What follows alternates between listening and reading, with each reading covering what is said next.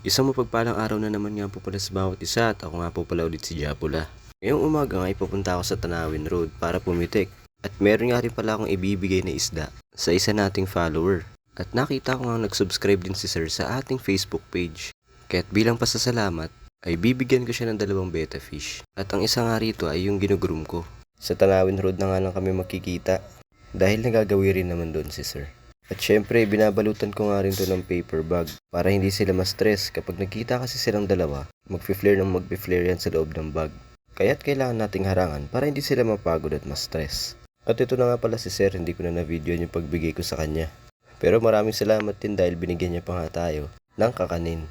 Ang gusto talaga sana niya ay tetra, kaya lang wala tayo nun, kaya't beta lang ang may o-offer ko rin sa kanya. At ito nga pala yung video ng beta na sinend niya. Sigurado mag-e-enjoy nga ang beta na to rito dahil napakaraming halaman. At may mga kasama pa siyang danyo.